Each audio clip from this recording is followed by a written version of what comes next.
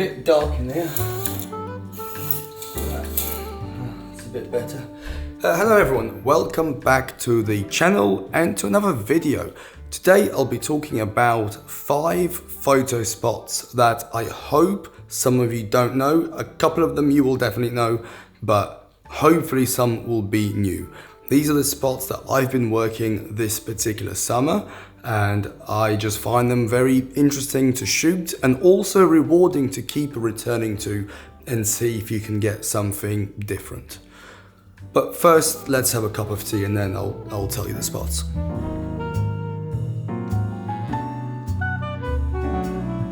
So these are spots which I keep coming back to, specifically in the summer. There are certain shots that I'm trying to get. I've already got some pretty good shots at all of these locations, but the way I approach it, especially when I'm home in London, is rather than always going out to explore new places in London and the UK, which will come to that at some point, I like to just focus on specific areas and keep returning to those areas. The exploring bit I still do while I'm traveling, but at the moment when I'm in the UK, I just really want to hone in on a few particular locations. So we'll start with the first one, which you will definitely know, everyone in London knows, and that's One New Change shopping centre. That's located right next to St Paul's Cathedral. It's a giant shopping centre which is made of glass, mirrors and steel. It is a bit of a playground for anyone who's into reflections, into shooting through glass, into getting loads of abstract style photos. There are 3 floors and a rooftop. The rooftop you get a nice view of London, but that's about it. The bottom floor you get a translucent walkway, so you could see people walking up and down, which is pretty cool. You can get some interesting photos there. You can then shoot up at the staircase, and so you can get nice silhouettes of people above. You then have the kind of middle floor where you can use reflections. Then you have the upper floor where you can shoot down, and as the light hits and floods the whole area, you can get some really nice shapes, silhouettes, and a bunch of other bits and bobs. The next location is a brand new one. It's so new that it's not even in my London City Photography Guide yet. There will be a free update coming soon, and that is Broadgate Shopping Centre. So that's located just behind Liverpool Street Station. It's a huge shopping centre that's designed to serve the city and all of the workers that are there. Now, the place itself isn't as, let's just say, you don't have as many options as you would in One New Change, but you have some amazing light there, especially in the summer. So I tend to go there around maybe 11 o'clock and then later on around 3 o'clock when the sun is out, and you can get some really nice silhouettes, shapes, and a bunch of photos which I quite like. The next location takes us to the Bank of England. Specifically, around the back you will find a passage going almost through the corner of the Bank of England with a nice big opening in the roof where the light can flood in. You can shoot there on a cloudy day. I find that a sunny day gets the most out of it, especially in the winter around lunchtime when you get that golden light coming across it. In the summer, later in the day, you can get some really nice light in there as well. So one that is well worth checking out. Staying in the bank area, we're now going to head to Pope's Head Alley, and it's located just on the other side of the Bank of England, right opposite the Royal Exchange. And in this alleyway, you get an amazing compressed view of the Royal Exchange, specifically the big columns. And this is my go-to location anytime I want a high contrast scene, regardless of the lighting conditions.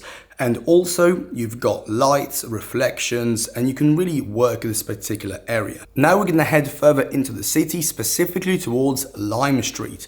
When you get onto Lime Street, you'll be surrounded by the huge tall skyscrapers of the city, and that whole area becomes a bit of a playground when the sun is out, especially in the summer. You get amazing pockets of light which change throughout the day, so you can actually just keep working that area over and over. Now, while you can get amazing shots everywhere in that location, there is one specific spot where the shadows are quite unique, especially at this time of year because the sun is so high. And that is located on Fenchurch Avenue, specifically It's right on the WTW building, which has like the zigzag pattern. And as the light hits it, you get a very distinct zigzag pattern on the ground. Now, for this to work, you have to be there on a sunny day. On a cloudy day, this whole scene falls apart. So this is probably the most sensitive place for the particular shot that I'm going for. And the final location is a very famous one that every street photographer in London will be all too familiar with, and that is of course Tate Modern. There are two different approaches to Tate Modern. The first one is to focus on the exhibitions. Now, while most of it is art, there is now and again exhibitions which involve light and smoke and abstract things, and they can be amazing for photos. However, in the summer, specifically late July, August, after about 5 p.m, if you go to Tate on a sunny day, the sun will be beaming through those giant windows and creating this amazing pattern on the ground. The good thing about this place is even if you're there on a cloudy day, there will be enough contrast coming through that window where you can create something. It's obviously not going to look the same as the clearly defined sunlight coming through, but it's still possible if you happen to be there and the sun is not out.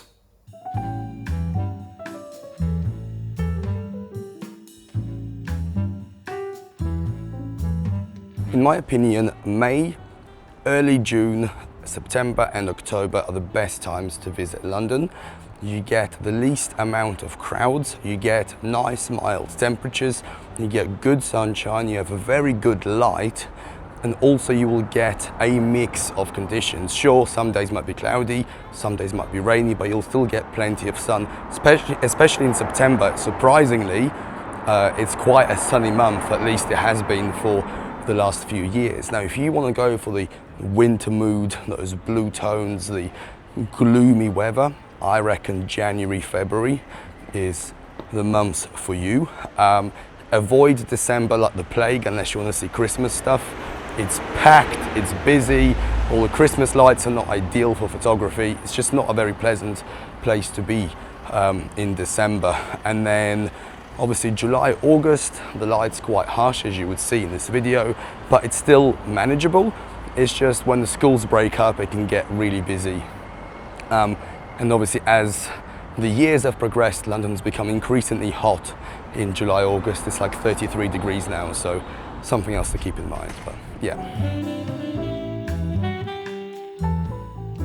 Where to stay is quite personal because your budget has a huge impact on that. But what I would say is if you prefer the west end of London, like Soho, Chinatown, the more kind of gritty part of London with all the lights, etc., I would stay in Covent Garden. It's a very good central base where you can explore that whole area from. If you prefer the city, so you want to go for Bank, Barbican and kind of a cleaner aesthetic, I would stay around Bank somewhere. There's plenty of places to stay and at least you can then hit the morning light. If you're not sure or if you want to do both, then have a look at Temple, because Temple sits just between these two places and gives you easy access. But one thing I would say in London in general is that the tube network is so good that you can get to almost anywhere from anywhere without too much hassle. So, but yeah, if it was me, first time, I would say Temple around there is a good central place to explore everywhere. When it comes to getting around, I only use two modes of transport, the tube and my legs. You can take the buses are great, but you'll be stuck in traffic. You can take a taxi, but it's overpriced, it's a rip-off, and you'll be stuck in traffic. You can cycle, cycling is great around London, but at least for my own safety preferences, I don't like to cycle in London, but obviously you might be more experienced cycling in cities, so for you it's fine, but just not my thing. Driving, forget it. So the tube is efficient. You can go almost everywhere. It is a really good tube when they're not striking. But walking around using your legs is the best way, honestly. London is a very walkable city. You can walk from anywhere to anywhere without a problem. Plus, when you're walking around, you can still shoot at the same time and take good photos. Funny enough, a lot of my great shots are not when I get to a particular location. It's when I'm going from A to B. and you go for a location that you might not necessarily visit, but you just happen to walk through. Now let's talk about the weather. The UK is always the butt of shit weather jokes, but honestly, it's not that bad. You do get quite a lot of sunshine. Summers are getting very hot now, and as you can see, it's quite nice out. Winters are gloomy. You get a lot of rain. It's very cold. So I would say, generally speaking, the weather is pretty mid most of the year.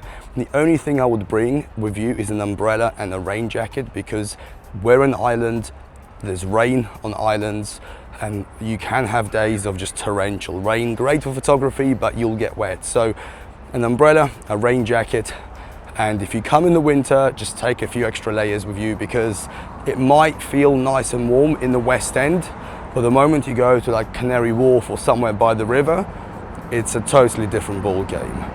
And then in the summer, as I've said, the heat here is something else. It just like sits here and just gets into your bones. And because there's no air conditioning anywhere apart from like, you know, big places, you can quite easily overheat. So make sure to bring some like hydration packs and that kind of stuff. But generally speaking, the weather in London, it's a mix, it's fine, you'll get great shots.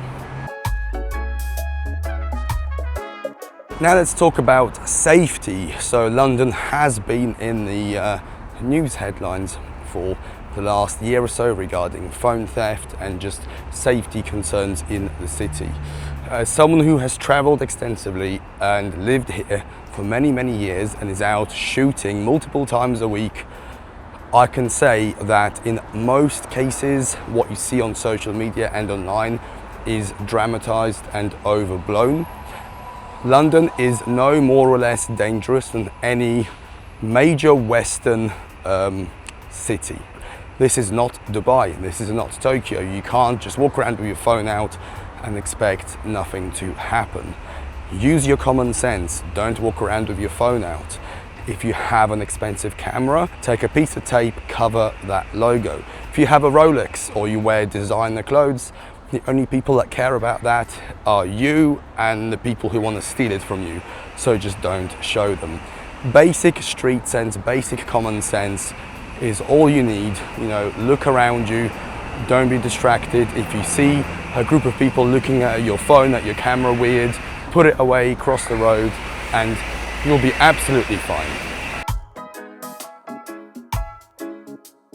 And last but not least, photography. So let's start with gear.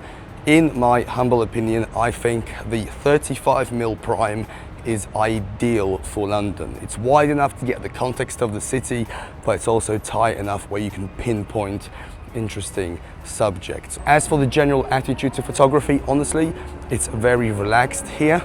Of course, if you're going to walk around pretending you're Bruce Gilding and shoving your camera in people's faces, you will get some pushback on that. But as long as you're respectful to where you are, to people you're shooting, you're not going to have any issues at all. As I've said, I've been shooting here for many years. I've only had 1 or 2 people say, don't take my photo, and that was it. So nothing to worry about at all. Now, when it comes to the legality of taking photos, and this is not legal advice, so when you're out in public, no problem at all. You can take photos of whatever you want in public. Obviously, doesn't mean you can just walk up to a group of young kids and start taking photos. Use your common sense, but for the most part, you can do whatever you want. The only places to watch out for is if you go like Canary Wharf or anywhere, a lot of places in the city. Even though it's public, it's privately owned, so security might come up to you and ask you what you're doing, why you're taking photos, but if you explain to them you're a tourist, it's just, you know, they leave you alone in like 99% of cases, and it's nothing to worry about. At this point, I want to quickly thank Squarespace for sponsoring this video. I've been a paying customer way before they supported the channel, and have now been using their services for over 5 years. Squarespace is at the center of my online presence, and it's what drives my blog, portfolio, store, and newsletter. I appreciate the simplicity of managing everything from a single app because it saves me time and gives me peace of mind knowing that I can make changes or deal with issues from my phone. If you have a business, a side hustle, or simply want your own little corner of the internet to host your photography or build something big, Squarespace offers all the tools you need across all devices. If you want to learn more, get a free trial and then 10% off your first purchase, use the link in the description or enter code RomanFox at checkout. Thank you again to Squarespace for sponsoring, and thank you for watching.